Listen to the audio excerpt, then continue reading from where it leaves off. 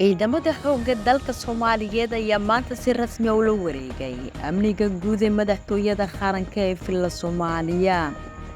La wareegistan ayaa imaanaysa kadib 16 sano walaalaha ciidamada Afrika ee ADMIS ay door ku lahaayeen sugidda amniga madaxtooyada iyo baarlamaanka federaalka Soomaaliya.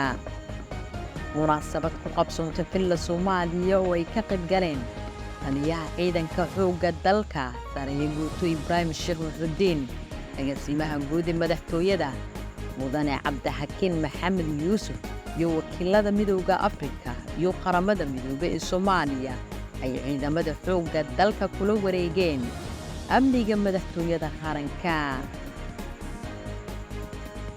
madaxweynaha Soomaaliya Mudane Xasan Sheekh Maxamuud oo ugu hambalyeeyay guutada 77 ee xoogga dalka wareegidda mas'uuliyadda amniga. Madaxda dalka ayaa tilmaamay macnaha ay leedahay tallaabadan oo ka turjumaysa dib u soo laabashada xuduudda iyo awoodda ciidamada qalabka sida ee Soomaaliyeed.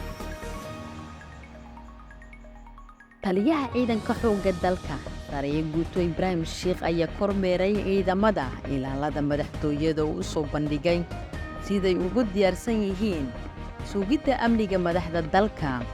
Sidoo kale wuxuu u mahadceliyay saraakiisha iyo askarta ADMIS ee sanadaha badan ku gacan siinaysay sugidda amniga hoggaanka dalka.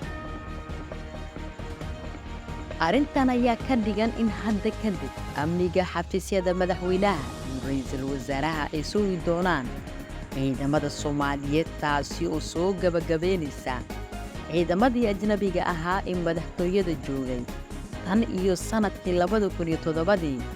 ADMIS ayaa hore u wareejisay xerooyin ciidan oo ay ku lahayd gobollada dalka, iyadoo ujeedku uu yahay inay si tartiib ah uga baxdo dalka inta laga gaarayo dhammaadka 2024.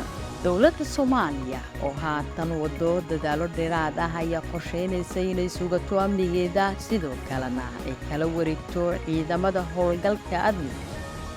Si kastaba, Soomaaliya ayaa haatan ku tallaabsatay horumar ballaaran, waxaana dhowaan laga qaaday cunaqabatayntii hubka ay saarneyd, taasi oo muhiim u ah dagaalka lagula jiro Al-Shabaab.